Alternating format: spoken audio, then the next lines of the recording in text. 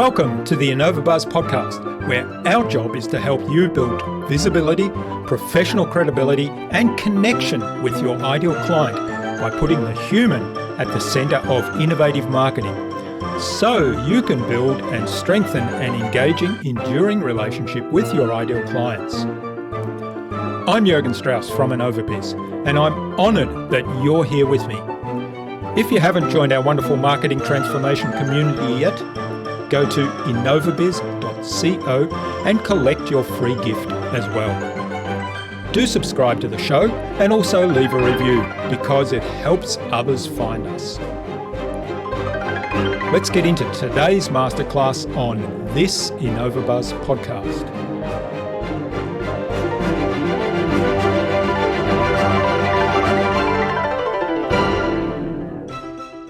You're taking your buyer on a journey.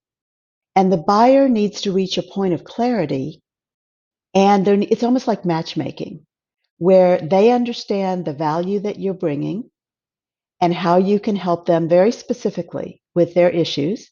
And they, at the same time, you're qualifying them as an ideal buyer. Do they fit that persona and the qualities that you've identified for someone that you would like to become a client? So you're taking them on this journey, and as you guide them through that, they reach that point of clarity, and so do you.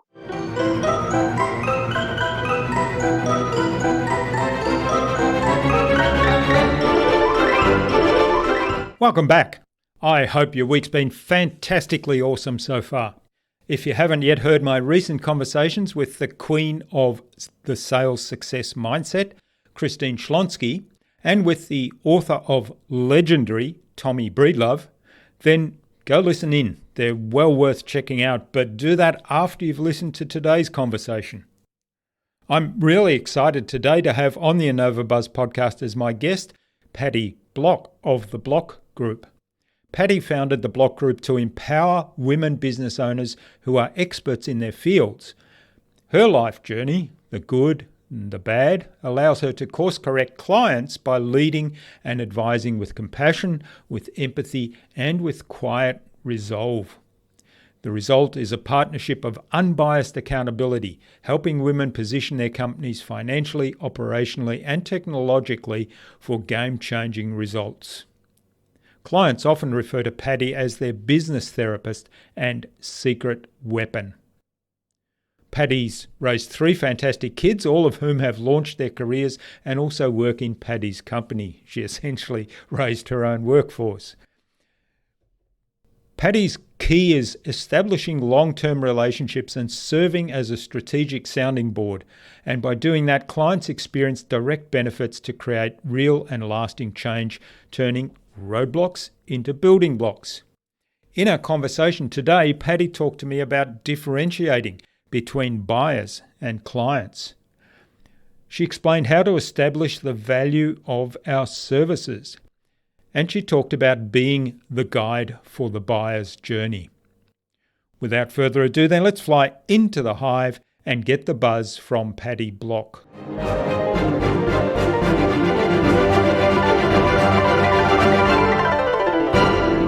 Hi, I'm your host, Jürgen Strauss from InnovaBuzz, and I'm really excited today to welcome to the InnovaBuzz podcast all the way from Houston in Texas, the USA, Patty Block, who's the founder of the Block Group, where she empowers women business owners who are experts in their fields. She teaches them how to shift their mindset and build their confidence to generate more revenue with less stress and reimagining pricing and selling. Welcome to the InnovaBuzz podcast, Patty. It's a great privilege to have you as my guest. Thank you. I'm excited to be here. Now, we met through an event that Michael Roderick and Jason Van Orden ran. So Michael was our guest on episode 328, and I haven't actually written down what episode Jason was on, but he was also around that time. So big hello to Michael and Jason. Yes, it was, it was so great to meet you there, and it was a wonderful gathering of people that specialize in podcasting. And I'm looking forward to their next event. So we met there and connected, and I said, hey, you should come on the show. So I love your tagline where you say, turning roadblocks into building blocks for women business owners. I'm really keen to explore what's behind that a bit more today. But before we do that, before we talk about all things pricing and selling, what impact are you making in the world today? When women earn more money, they affect everyone around them positively. And that's part of my mission, is to help women understand that we often undervalue ourselves and we're underpricing our services. And when you do that, it affects everything in your business in a negative way. You can't hire who you want when you want. And you can't reinvest in your company and upgrade your technology. All the things that you can really do when you are extremely profitable. And a lot of women experts, and that's really who I work with, we're very focused on serving others. And it is sometimes to our detriment that we're serving others. We're not pricing at the levels that we could.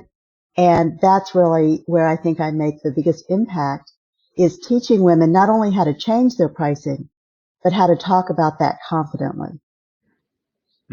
Yeah, I love it. There's lots of stuff there that hit some chords with me. You talked about being of service. Do you think it's people that have that service mindset that perhaps fall into this trap of undervaluing what they do? Yes, I think it's two things. One is, as women, we are raised to be very nurturing, very much about serving others. And that's a real positive. It's really a gift.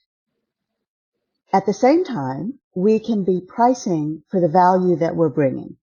And that's where there's a disconnect. So yes, to your question about, is it that we fall into that trap because we want to serve? Yes, I think we do. But the other part of that is that sometimes we think it's black or white. Either we are serving others or we're making money. And it can't be both. And I'm here to say it can be both. And the challenge really comes in when we're essentially giving away our services.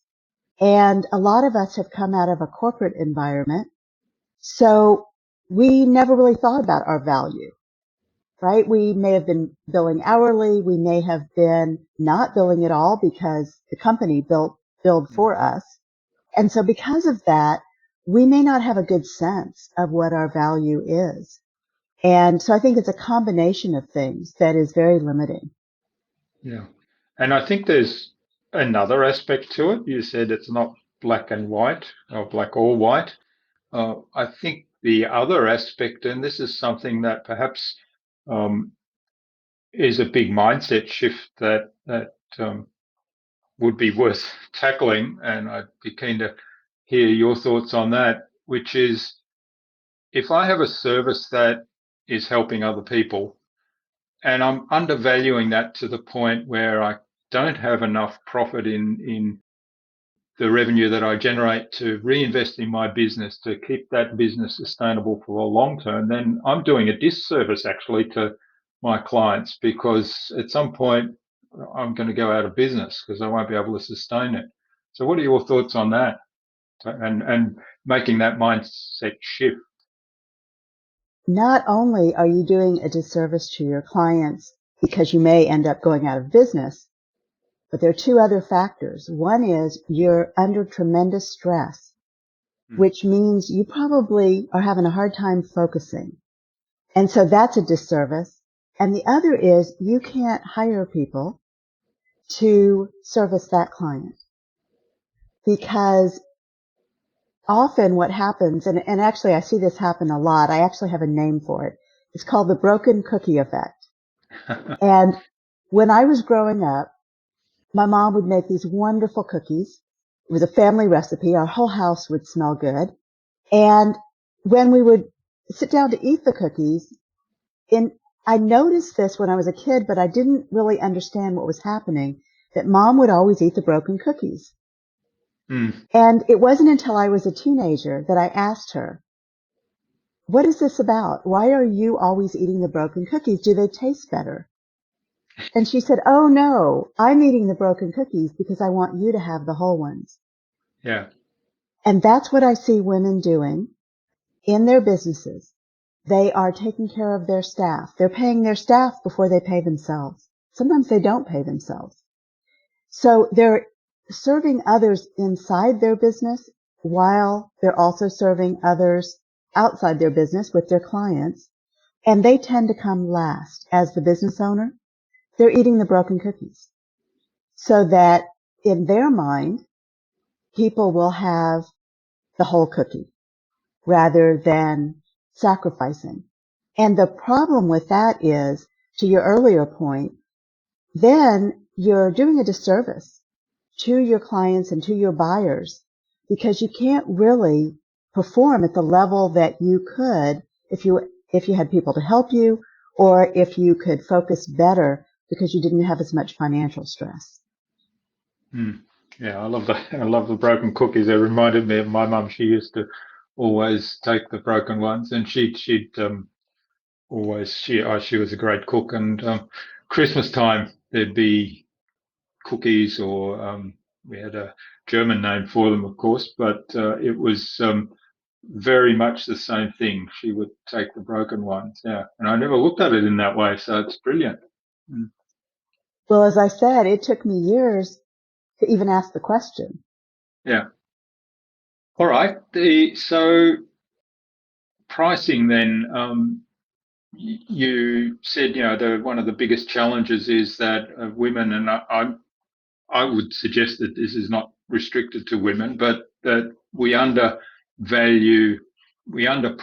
and undervalue our services. So how do we kind of look at a service or a product in a different way to put some realistic value on it, a value that, is reflective of what it means to the people we're serving? What I have found is that when we're in our own heads, we miss some of the important elements that create value.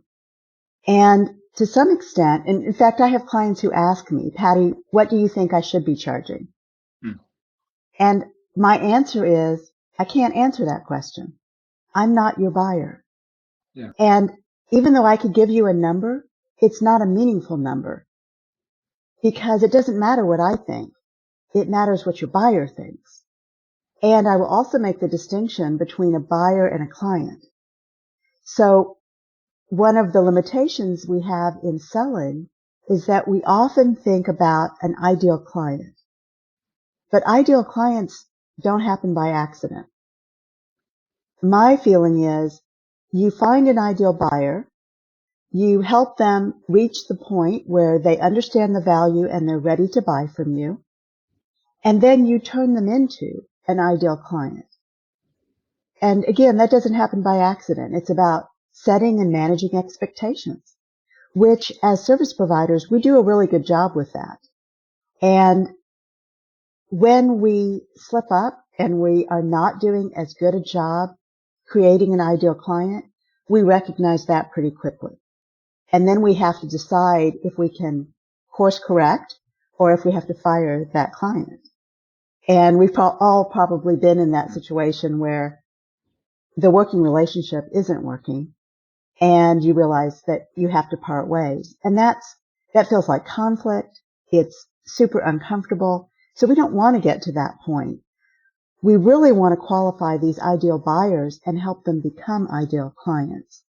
So going back to the concept of how do you establish value? And one of the exercises that I recommend is get with somebody who knows you well, who you really trust and they trust you. So if you have an accountability partner or a business advisor, and ask them to make a list of everything about your services that they think provides value. And you do the same for them. And what you'll see when they give you that list, you'll see things that you didn't even think about. So for example, you may not realize how much value your network of contacts is. You have built a really powerful network over a lifetime, and you have relationships with all these people. So when you make an introduction for someone else, that has a lot of power. It's like an endorsement, right? And so it's one of the things I love to do is connect the dots and make connections for people. So the power in that is that I've already built a trusting relationship, and I wouldn't make that introduction unless I thought there was value to it.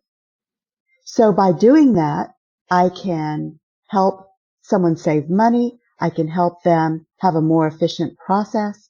I can help by introducing them to the right resources. And that's tremendous value. But when I'm pricing my services, I might neglect to factor that in. And that's true of all of us. We're going to miss things that our buyer really values. And the other thing I would say, if you have a service and someone needs that urgently or in a customized way, that's a higher value. So if someone comes to you and says they need something done in 30 days that normally takes you 60 days, there should be a premium when you're pricing, because you're going to be able to deliver that in a very efficient and a much quicker way than you normally would. The buyer should pay more for that. And you'll see that out in the marketplace. You'll see that people price higher when things are urgent or customized. Yeah. Yeah. I remember one of my mentors would often say, you can have cheap, but you can't have cheap and good quality, and you can't have cheap and fast. And you can have good quality and fast, but that is going to be a lot more expensive than. Exactly. Yeah. Exactly. But those are also things we overlook when we're only inside our heads. So this exercise of a trusted person in your life and having them write down the items of value and you do the same for them, that can be really eye-opening. All right. Tell me more about your distinction between buyers and clients. And I mean, in a traditional marketing sense, and we certainly do this with our marketing clients, is really work early on with building a really good understanding of who the dream client is, and what what their beliefs are, what their behaviors are, what their aspirations and what their needs and pain points are. Certainly haven't looked at it as distinguishing between buyers and clients. So tell me more about that. With buyers, so your buyers are already segmented, and this is one of the things that I teach. It's a different way of looking at your buyers. The example that I use, I'm based in the U.S., so I use the example of Walmart, Macy's, and Neiman Marcus. And those are different levels of what you would spend if you go in those stores. So Walmart is not very expensive. They're sometimes lower quality goods. Macy's is kind of middle of the road, where you can go in and you can buy very nicely produced, nice quality items, but you're going to pay more than you would at Walmart. And if you go to a store like Neiman Marcus, they're very expensive, very fine quality, and the person who shops in each of those locations has certain values. So if I cared a lot about clothing, I might shop at Neiman Marcus if I could afford to do so, and if I cared enough to have those designer brands. If I didn't care quite so much, I might shop at Macy's, right? So that's true of all buyers everywhere, that they have certain things they care about. And it depends on how sophisticated your buyer is. But most of the time, for the people that I'm working with, their buyers are somewhat sophisticated in that they know why they're coming to that expert in the first place. Just like if you go to a specialist doctor, you have a pain in your knee, and in the US, you go to an orthopedic surgeon because you have a sense that that's the right doctor for you. And so that is the level of sophistication of the buyers who come to my clients. They have a sense that I need this expert for this reason. And they know what they care about. So they know they're already segmented into what they're willing to spend or what they can spend, obviously, if they're limited in what they can do. And so because of that, we take the same characteristics that you talked about with an ideal client, and we put that into an ideal buyer persona. And what happens is the way I teach the sales method is, and I call that painless selling. The way I teach that is that you're taking your buyer on a journey, and the buyer needs to reach a point of clarity, and it's almost like matchmaking, where they understand the value that you're bringing and how you can help them very specifically with their issues. And they, at the same time, you're qualifying them as an ideal buyer. Do they fit that persona and the qualities that you've identified for someone that you would like to become a client? So you're taking them on this journey, and as you guide them through that, they reach that point of clarity, and so do you. That point of clarity may mean that you don't work together. And then you don't have to be in a position to fire a client. Yeah. So it's really about, when I say matchmaking, it's finding the right match. Not everybody that comes to you is an ideal buyer. And even though we all know that, we also, as entrepreneurs, we're very hopeful. And so we think we can turn them into an ideal buyer. And it doesn't work that way. So what I'm really teaching on that front end piece is not everyone's an ideal buyer. You can't turn them into an ideal buyer if they're not. And you need to determine that before you make a commitment to work together. And what happens most of the time is that the buyer decides you're perfect, you're exactly who they want to work with, but you may have noticed red flags. Yeah.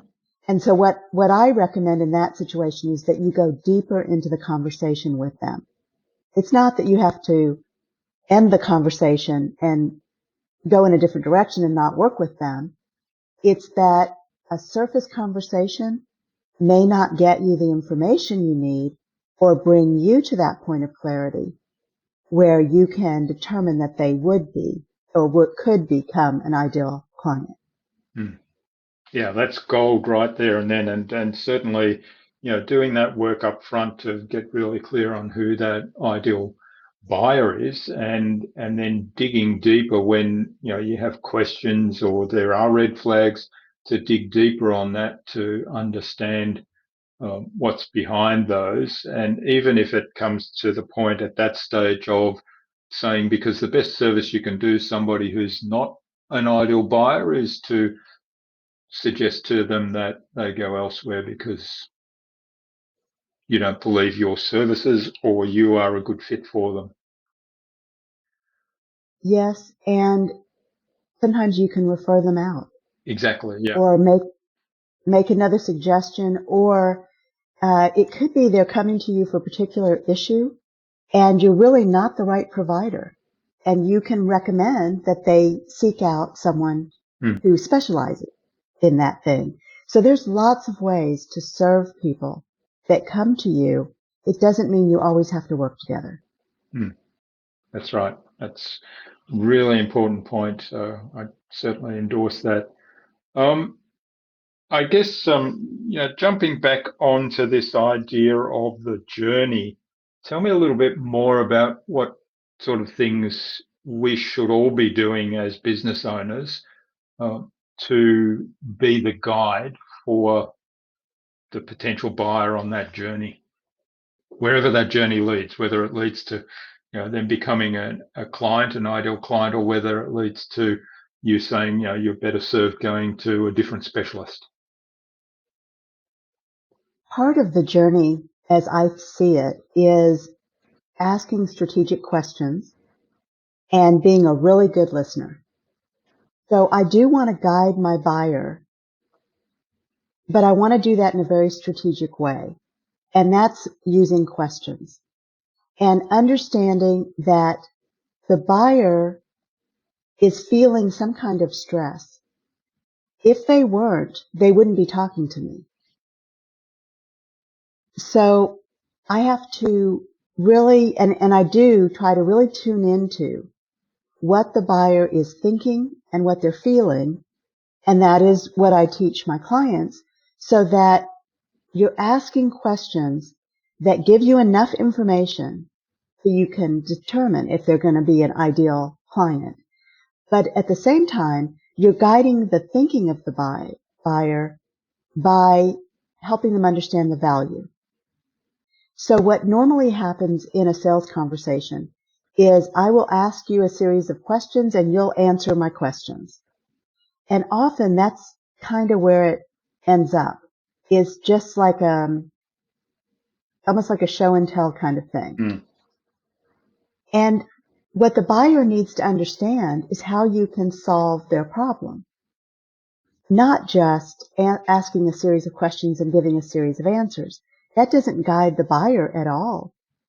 And they need that guidance so that they understand there's a path forward. Otherwise, they are going to go somewhere else. So if you identify this as an ideal buyer and you're excited to work with them, but partway through this conversation, they've already decided they're going somewhere else, then to me, that means you haven't built the value for them to understand how you can solve their issues. And I use several different methods to communicate value. One of those is through stories.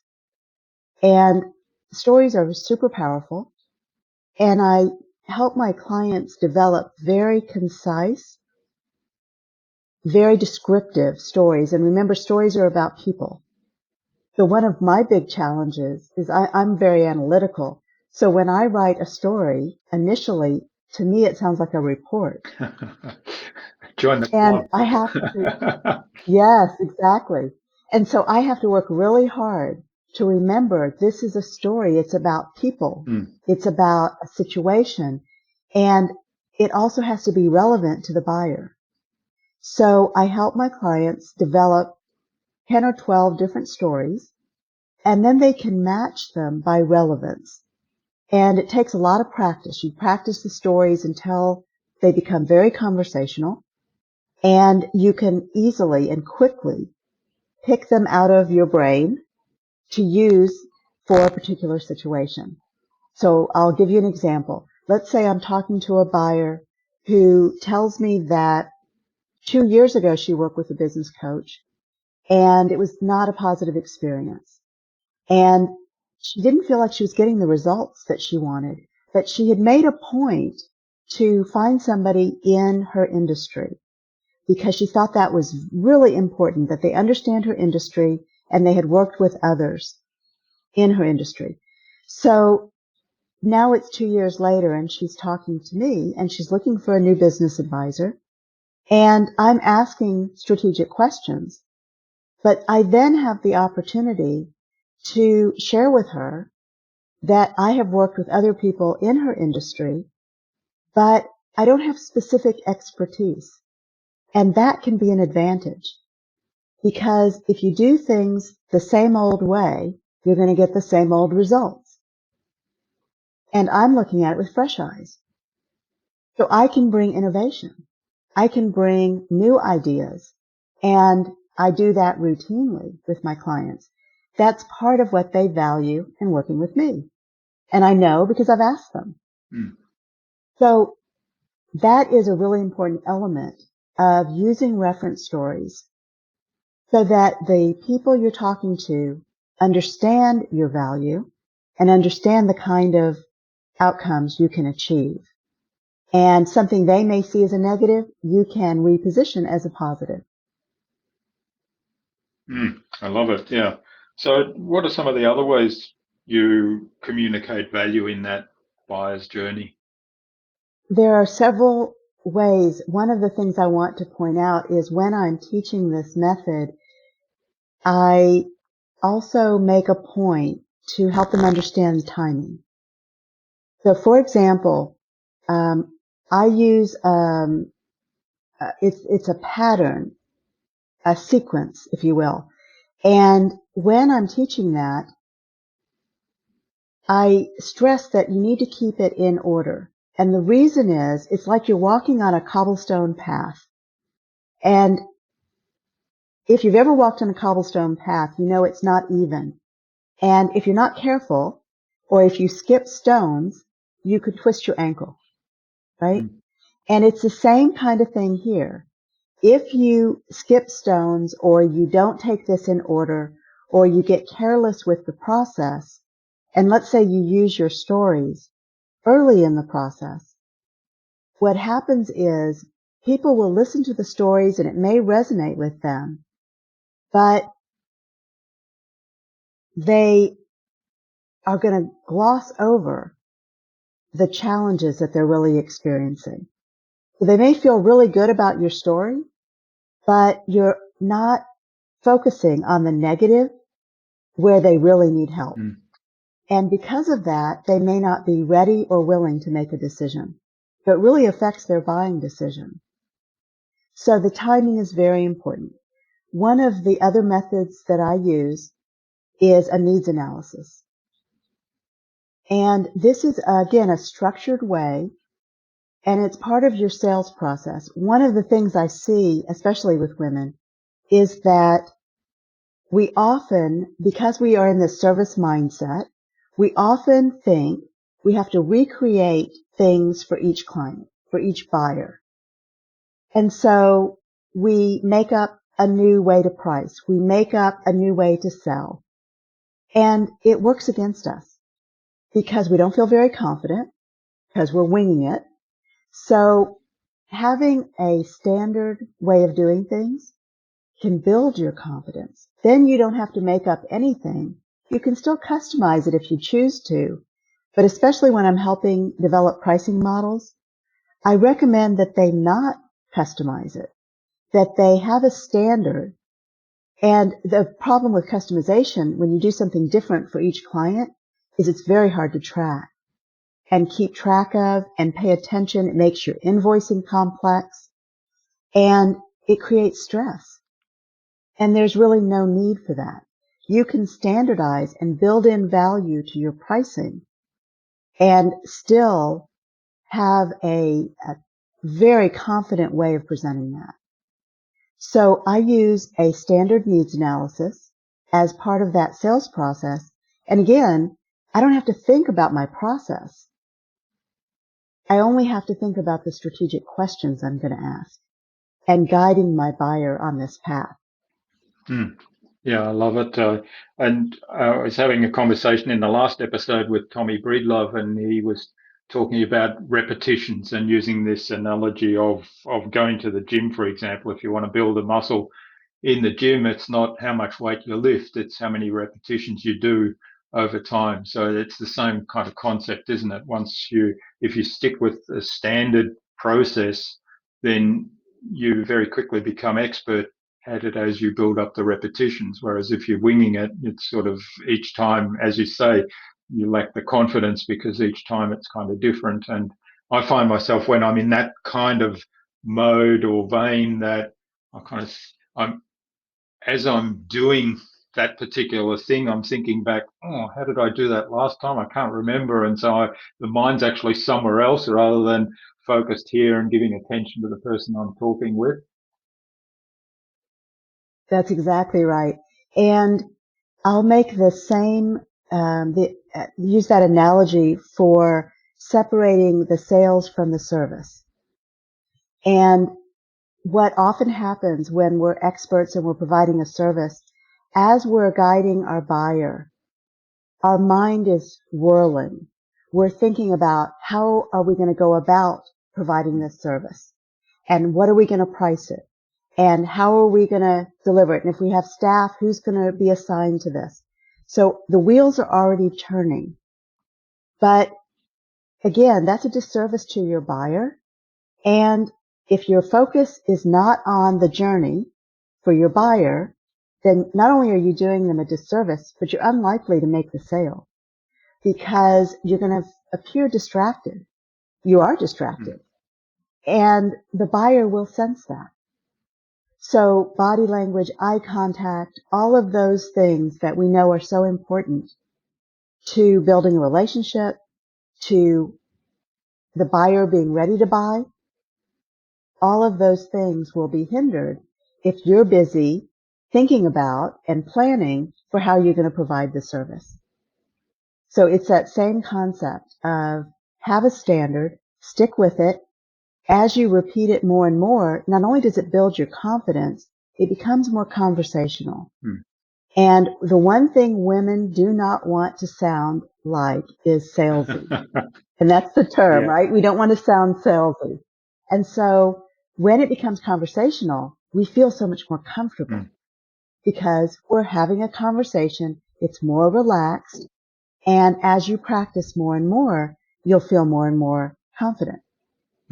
Yeah, great advice. So in terms of, let's talk about that conversation. So we're in this conversation with somebody who's already qualified themselves as an ideal buyer, and we're having this conversation. We've told some stories, and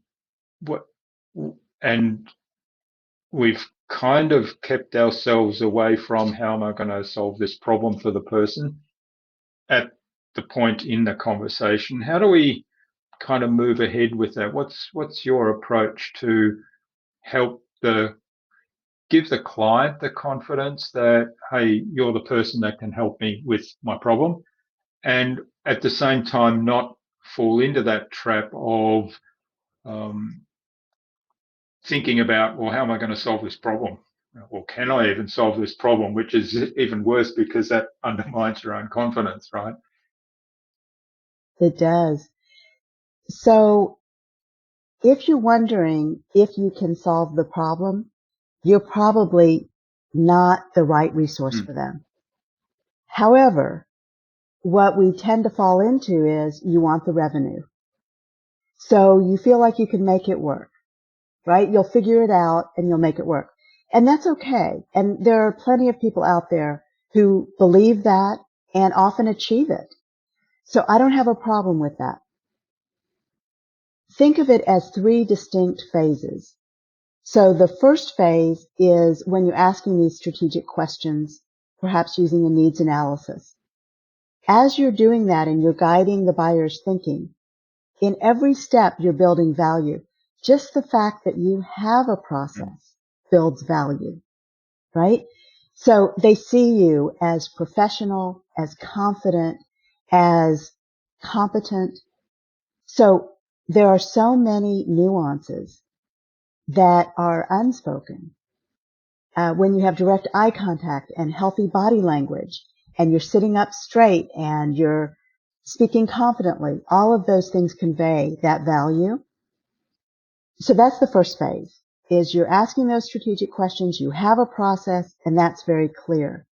The second part of it is still guiding them on this journey is using your stories, because then you can speak about your value by giving examples of previous clients, previous situations where you got great outcomes.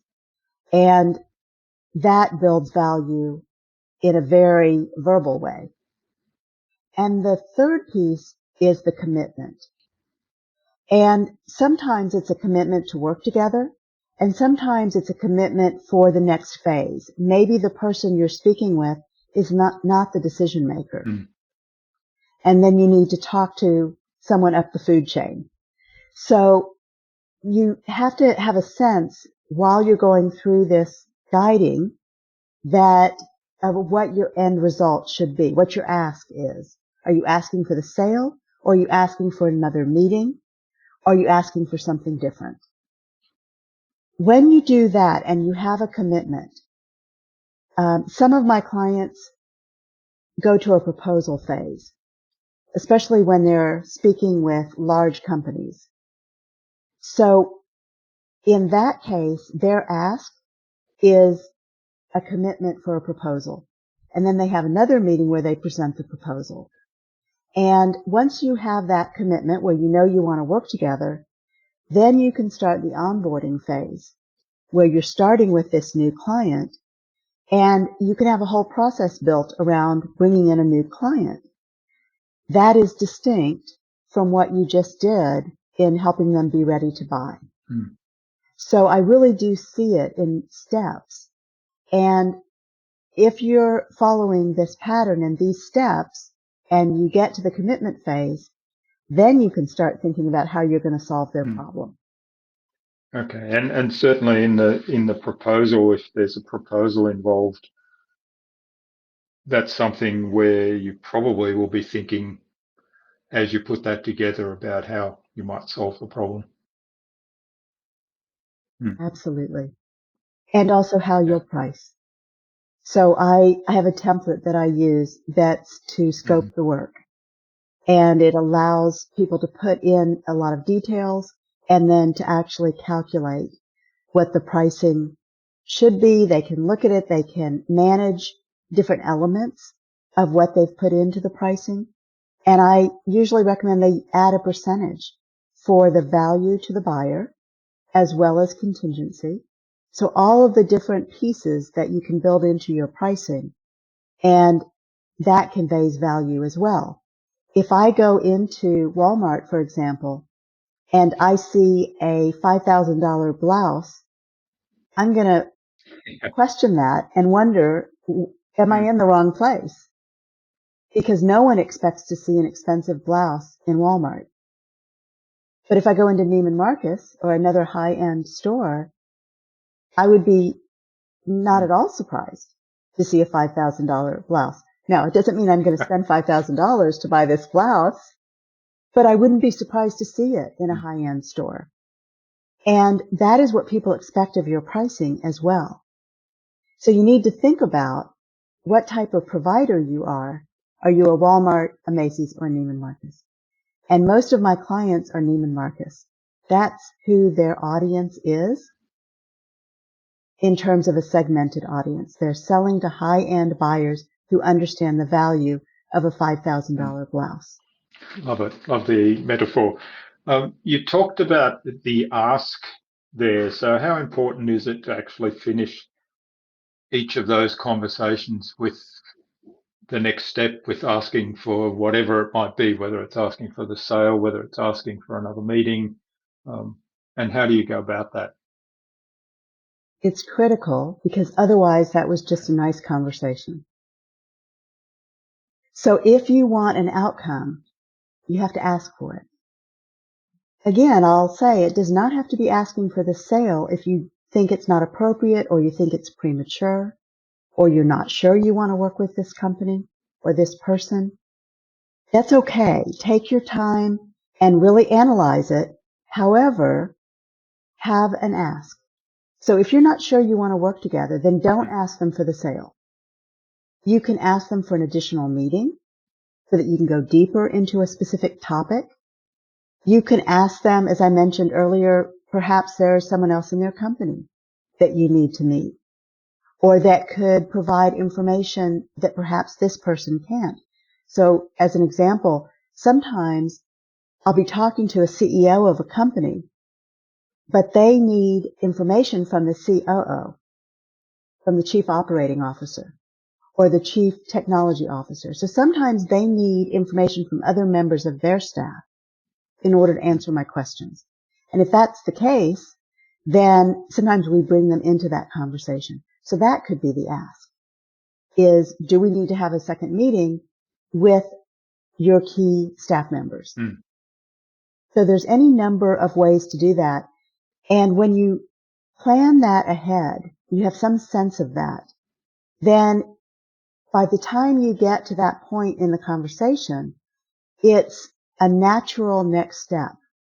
So my recommendation is you should never end a meeting without a next step. Because again, then it's just been a nice conversation. Yeah, love it. And your next step could be any number of things. Fantastic.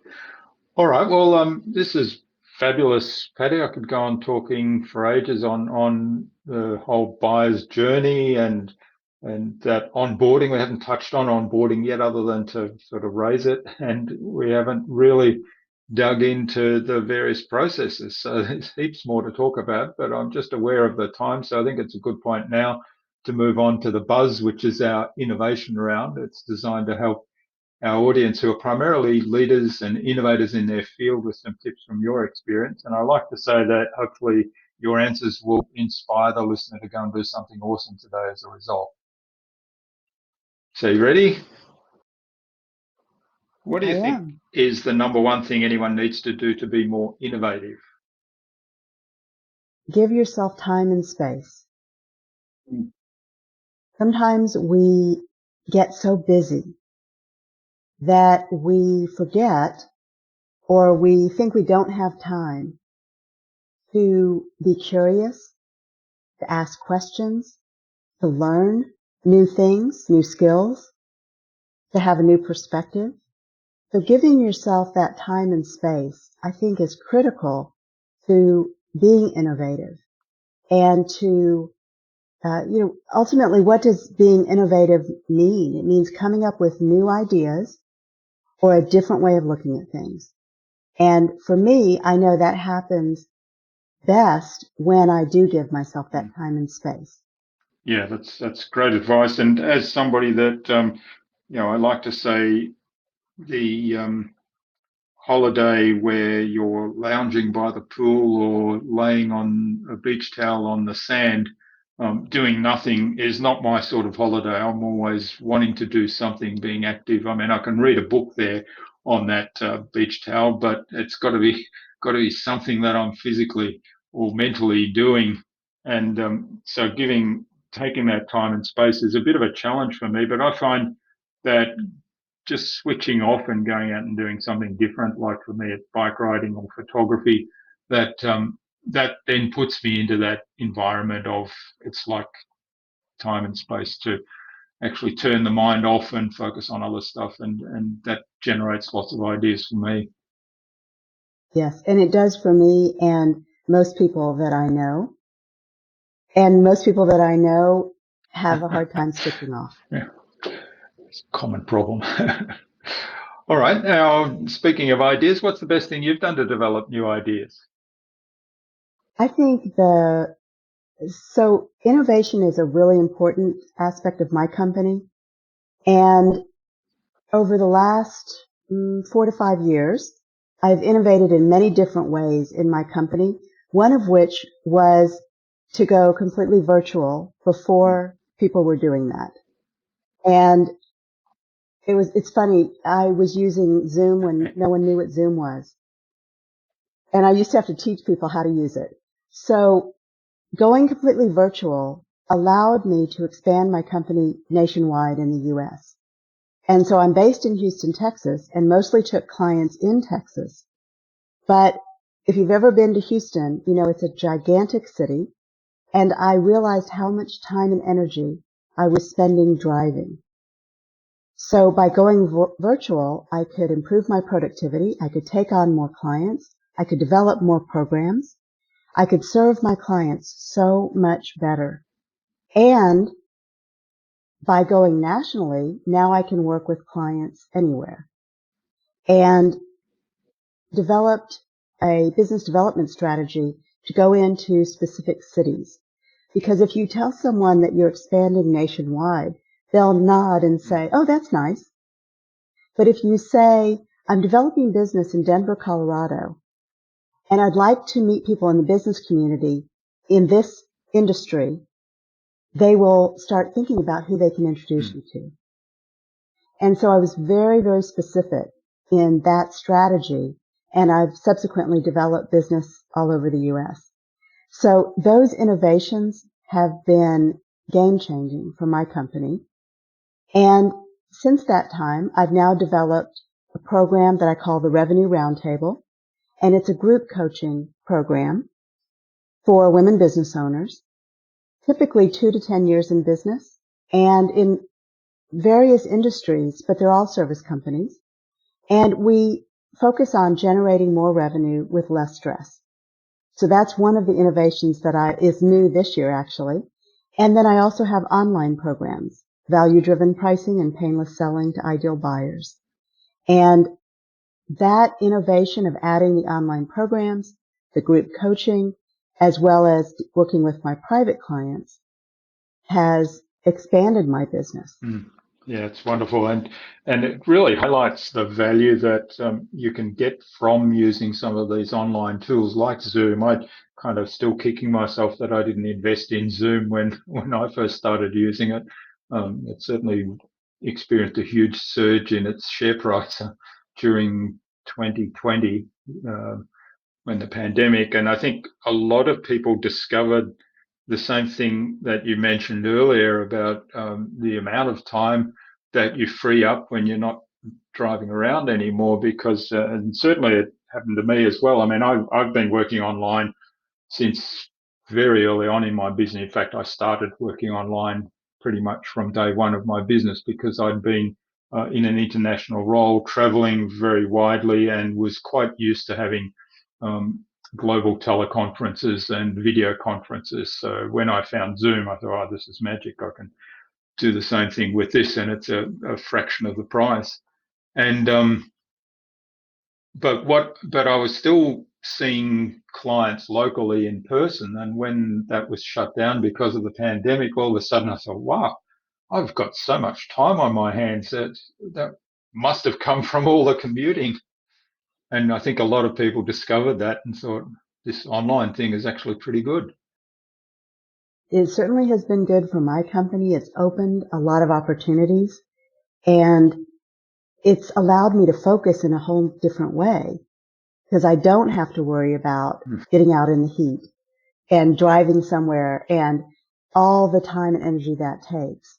So I can put that energy back into taking care of my clients and bringing in new clients. And I like also that, being really specific in what you're asking for. So the example of saying, I want to meet people in this industry, in this city, rather than, oh, we're expanding nationwide. Great. Is there a favorite resource you have that you use most often? Well, certainly Zoom. Yeah. I also use Zoho One, which is a CRM platform, but it actually has about 40 different apps. So I use Zoho to run my company. So there are lots of different resources that I personally love technology, and I also help my clients use technology better, more efficiently, sometimes cutting costs. And a lot of times people work with platforms and then they kind of forget about them, and they forget about how much they really cost. So doing a kind of analysis of what platforms are you using, what's working for your business and what's not, and what you might do differently and how you can add automation. And that can often be a huge advantage for small businesses. Yeah, that's a really good point. I mean, there's so much you can do with automation. And again, coming back to what you said earlier about commuting, it's reinvesting the time you free up there in serving your client and building the relationships. So that's the value I see in it, rather than just automating everything for the sake of it. All right, now what's the best way to keep a client on track? I think there are a couple methods, and I have some standards that I use.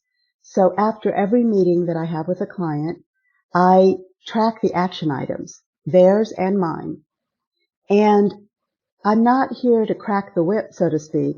I'm here to help the business owner be accountable. And that is also something my clients really value. It's hard to hold yourself accountable. We all struggle with that. So I can help my clients be accountable. I can help them stay on track. And we are often looking at priorities. So I think we all struggle with the urgent versus the important. And we, of course, want to deal with the urgent first. And we believe that we have to deal with the urgent first. But that's not always the case.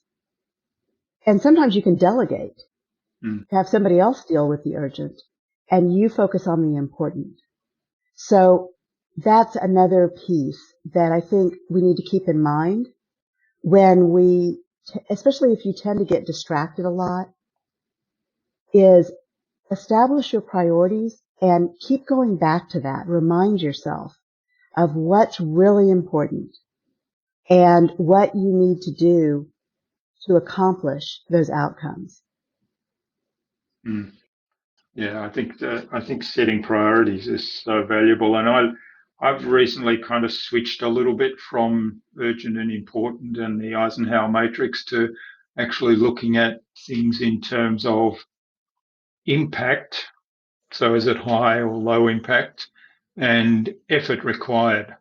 So, for example, I might start my day. Well, I'd usually start my day by looking at, well, what are the high impact things that require high effort? Because right now I'm kind of fresh. I've got more energy than I will have late afternoon. So let's tackle some of those high impact, high energy things, and then later on I'll look at the high impact, low energy ones, which are usually things that are almost automatic. They're pretty easy to do.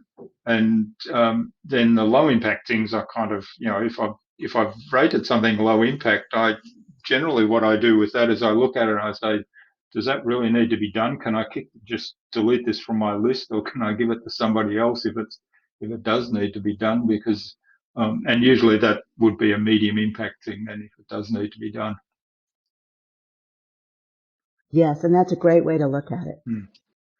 All right. Now, what's the number one thing you think anyone can do to differentiate themselves? Market research. Yeah. Find out what your buyers want. Not what they need, but what they want. And the reason I say that, excuse me, is because most of the time, our buyers don't really know what they need.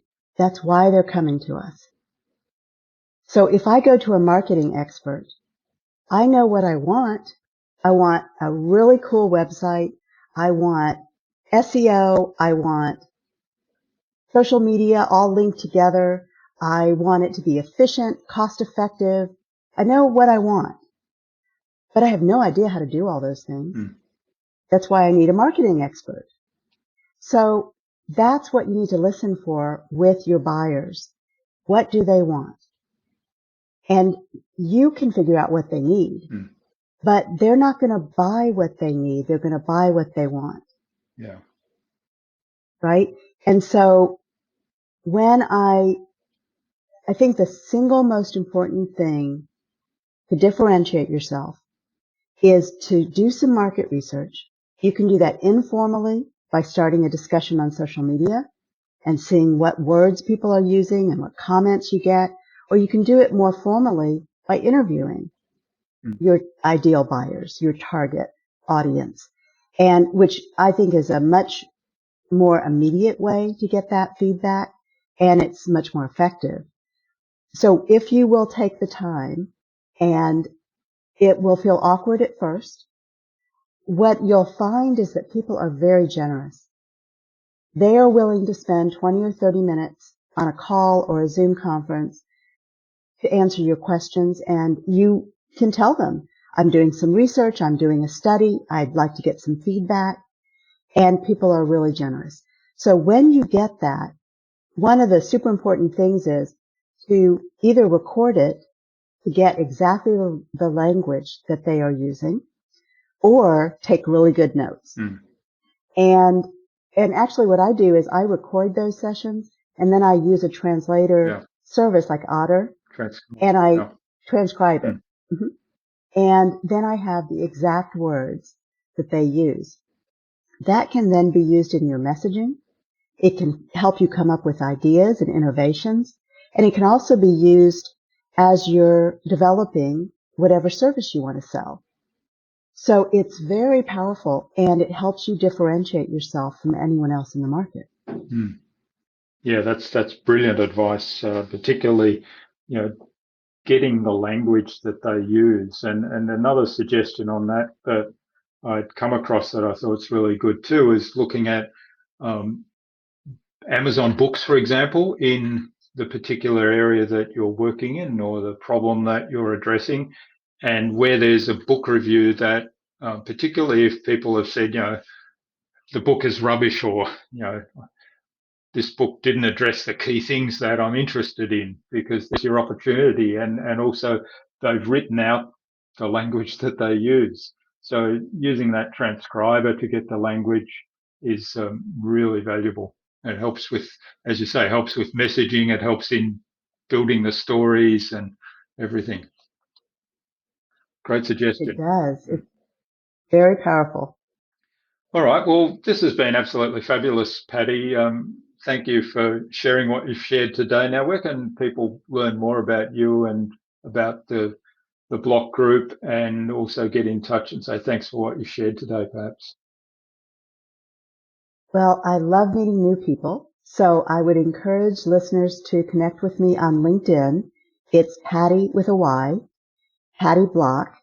And the other thing is to go to my website, theblockgroup.net. I also have a quiz I'd like to offer to your listeners. And one of the first steps to making a change is awareness.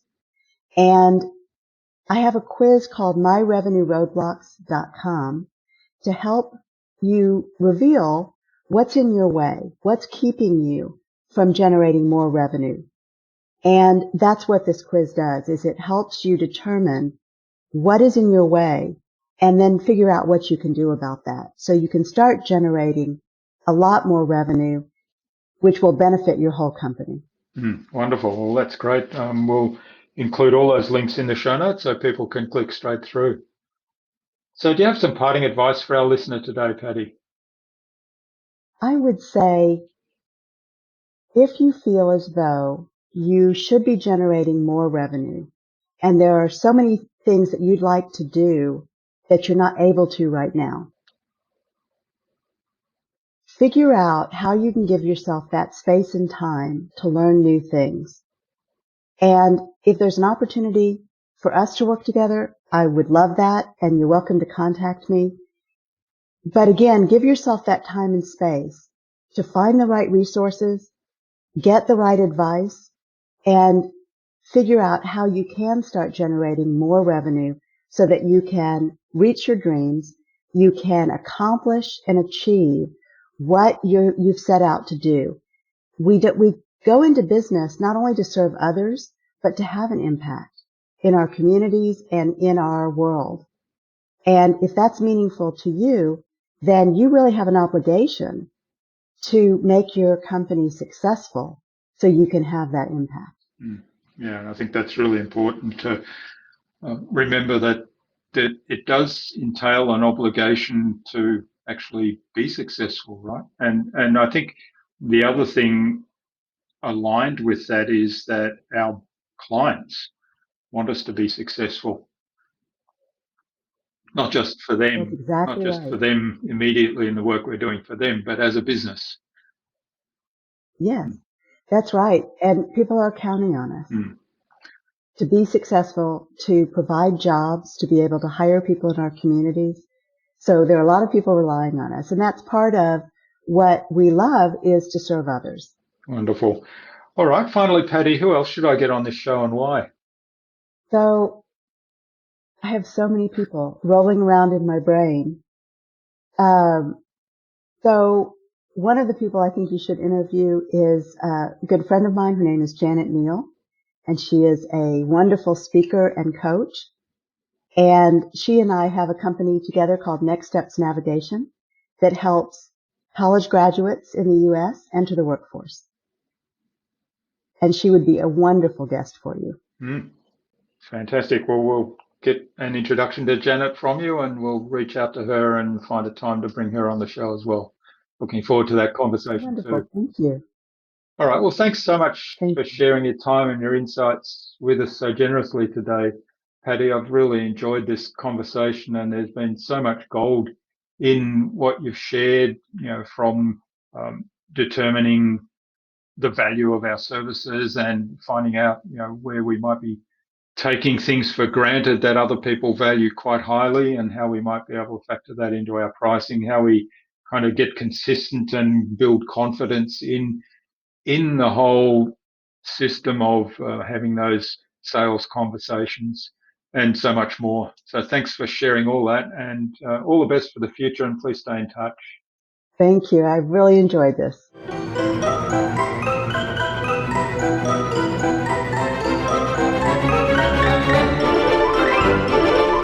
I hope you enjoyed that insightful and informative conversation with Patty that was full of great golden nuggets and took something away from her episode. I love the idea of differentiating between buyers and clients and making clear the ideal buyer and their journey that they go on, which is in advance of the client's journey or the customer journey. I'd love to know what you took away from Patty's episode. Leave a comment below the blog post, which you can find at innovabiz.co/PattyBlock. That is PATTYBLOCK. All lowercase, all one word, innovabiz.co/PattyBlock. You'll also find contact information there for getting in touch with Patty, as well as links to the Block Group website, to Patty's social media pages, and the other resources we spoke about in our conversation today. If you liked this conversation and this episode, don't keep it to yourself. Please share it with other people that it might help. And if you tag me in on that share, I'll reach out to you with a special thank you gift. Patty suggested that we have a conversation with speaker and coach Janet Neal of Next Steps Navigation on a future InnovaBuzz podcast episode. So Janet, keep an eye on your inbox for an invitation from us to the InnovaBuzz podcast, courtesy of Patty Block. Tune in again to the next episodes of the InnovaBuzz podcast, where we've got yet more fantastic guests lined up, including co-founder, the Self-Discovery Techniques and Life Mastery Process, Susan James, and leadership and business development coach, Stephen Barkley. Thanks for listening to this episode. Make sure you subscribe to the show to be reminded of new episodes. It's free to subscribe. Leave a review if you like. Even if you don't like me, I'm okay with that. I'm asking you to leave a review because it helps other people find this show. Go to innovabiz.co to join our marketing transformation community and access a free gift my team and I made for you. It's the Marketing Master Mini Class. We want to give you everything you need to transform your marketing into a human-centered, relationship-focused growth engine. Until next time, I'm Jürgen Strauss from InnovaBiz. Remember, be awesome and keep innovating.